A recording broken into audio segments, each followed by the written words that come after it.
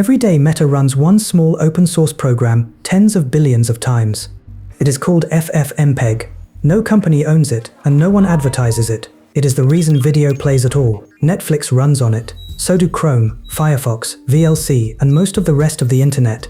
Most of the video you have ever watched passed through it on the way to your screen.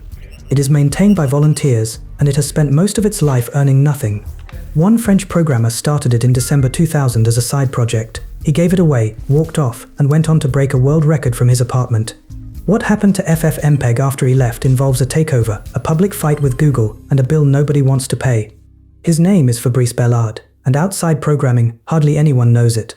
France, 1989. A 17-year-old is sitting in front of an Amstrad PC with 2 floppy drives and no hard disk worth speaking of. Disk space costs real money, and he does not have any. So he writes a program to make other programs smaller. He calls it LZEXE. He explains it plainly on his website years later. Hard disks were small and expensive. He had 2 floppy drives. Saving space was a real problem. He gives it away. Within a couple of years, DOS games are shipping with a 17-year-old's compression code inside them. The people playing those games never learn his name. That was Fabrice Bellard, at 17. He was born in Grenoble in 1972, grew up in Montpellier, and studied engineering in Paris. In 1997, he finds a faster way to calculate individual digits of pi. Mathematicians still call it Bellard's formula. 12 years later, he goes after the record for the whole number, using a different method entirely. On the last day of 2009, Bellard finishes computing nearly 2.7 trillion decimal digits of pi. The previous record holder had used a supercomputer roughly 2,000 times more powerful and finished in about a day. Bellard does it on one desktop computer in his apartment with a Core i7 and a stack of hard drives. Computing and verifying the result takes him 131 days. He beats a supercomputer with a machine that cost about as much as a used car. And then he says something revealing about why. He is not especially interested in the digits of pi. He is interested in the algorithms involved in getting them. The record was a byproduct of a problem he wanted to solve, which explains most of what he has built. He wrote QEMU, the emulator a large share of cloud computing still runs on. In 2004, he wrote a C compiler that could compile and boot a Linux kernel in under 15 seconds. He keeps almost no public presence. Conference talks and interviews are not part of how he works. His website is a plain list of things he has built, with no photograph and no biography on it. Most programmers with one of these projects on their record would build a career on it. Bellard has a shelf of them and says nothing. One person wrote the thing that decodes almost every video on the internet. That is possible because he did not have to build everything else first. This video is sponsored by Supabase, the open source Postgres platform. You get a real Postgres database, and the parts you would otherwise spend a month wiring up yourself, authentication, file storage, real-time subscriptions, edge functions, and auto-generated APIs, all sitting on top of the database rather than hidden behind it. It is open source, so you can self-host the whole stack on your own machines. Nothing is locked away, and because it is standard Postgres underneath, your data is portable. If you ever leave, you leave with a database that any other tool can read. That combination is why it shows up in weekend projects and in production at companies with millions of users. The free tier is enough to ship something real, and the same stack scales when the thing you shipped starts working. Start your project free at supabase.com. Link in the description. Go back 9 years before the Pi record, before QEMU. On the 20th of December 2000, Bellard starts the project that will matter more than all of it. He posts it under a false name. He calls it FFmpeg, FF for fast forward, Mpeg for the Video Standards Group. And the problem he sets out to solve is harder than it looks. Digital video is not one thing, it is hundreds of things. Camera makers, phone makers, broadcasters, studios and console manufacturers have all shipped their own ways of encoding pictures and sound. A codec squeezes the picture down. A container format then wraps the picture, the sound and the subtitles into a single file. To play any video from anywhere, something has to understand all of them.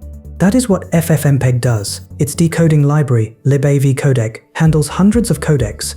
Its format library, libav format, handles the containers, Matroska, MP4, Mpeg transport streams, the streaming formats behind live video. Many of those formats were never published. Nobody released a specification, so the developers reverse engineered them, byte by byte, from sample files, and wrote decoders for formats whose owners had long since stopped caring. That is the part nobody wants to repeat. Building a competitor would mean redoing 25 years of that work, for free, against something that already exists and already works. So the industry did the rational thing. It built on top of FFmpeg instead. The results of that decision are everywhere and invisible. Scrub through a video and the thumbnail updates instantly because FFmpeg decoded that frame on demand. Upload a clip from your phone and the platform returns it in 8 resolutions, all of them re-encoded by the same tool. The list of what depends on it runs from video editors and browsers through media servers, streaming platforms and broadcast infrastructure. When NASA sent a rover to Mars, the landing footage was processed with it before being sent back to Earth. YouTube is the interesting case. Google has never confirmed that it uses FFmpeg. Developers worked it out anyway, by uploading video in formats so obscure that only FFmpeg can decode them. YouTube handled them perfectly. The president of Videolan, which makes VLC, put the scale plainly in 2026. Your grandmother's home videos and trillion-dollar corporations run on the same stack.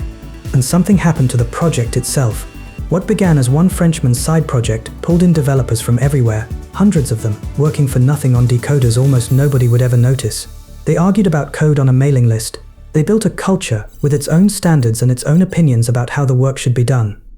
By then, the founder was long gone.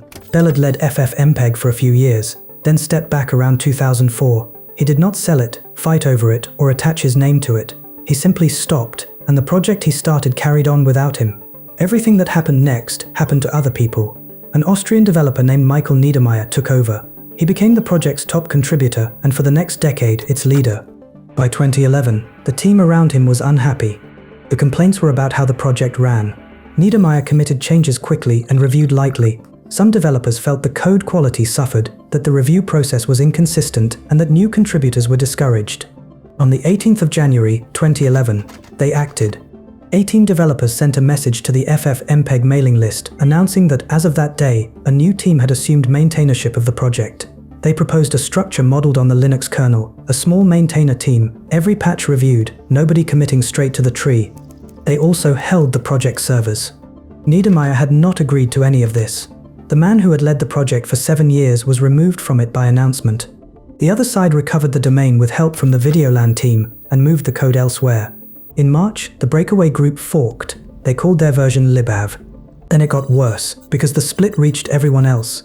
Debian and Ubuntu packaged libav instead of FFmpeg. For years, millions of Linux users who typed FFmpeg got a warning telling them the program was deprecated and they should use something else. 2 teams now duplicated each other's work for 4 years. Developers who had reviewed each other's patches a month earlier were choosing sides. It is worth being fair about this. The people who forked were serious developers with a real argument about governance. Developers who stayed loyal to FFmpeg admit that libav produced good work.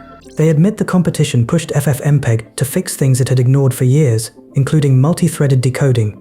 By 2015, the outcome was clear. Debian switched back to FFmpeg. libav faded. That July, Niedermeyer resigned as leader anyway. He wrote that the community was split, and that leading it was very difficult when he stood on one side of the split. He had run the project for 11 years. FFmpeg won. It survived the fork, absorbed the rival's improvements, and ended up inside nearly every product that touches video. What it never got was money. FFmpeg is maintained by volunteers. Its finances run through a non-profit. For most of its history, it had no corporate funding at all. In 2024, the German government's Sovereign Tech Fund became its first governmental sponsor, with a grant of about 157,000 euros. That was news because it had never happened before.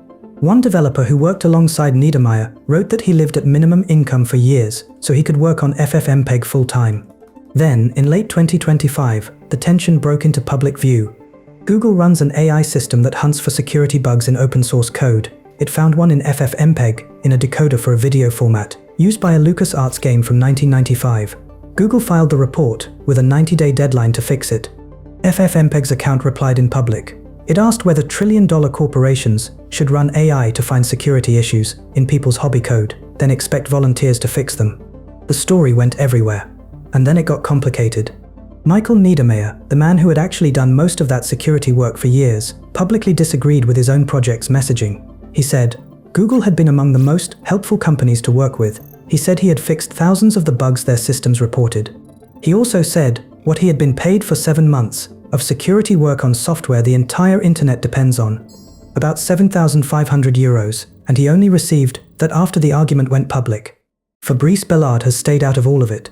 He co-founded a company that builds mobile network base stations in software. He released a JavaScript engine, Recently he has been building compressors that use neural networks and quietly setting records again. He has never asked for credit for FFmpeg, and he has not once given a talk about it. He started it, gave it away, and moved on to the next impossible thing. Meanwhile, the code he started in 2000 runs tens of billions of times a day. It runs on machines owned by the richest companies on Earth, maintained by people those companies barely pay. Somewhere in the last day, you watched a video. It went through his code. He has asked you for nothing in return, and he never will.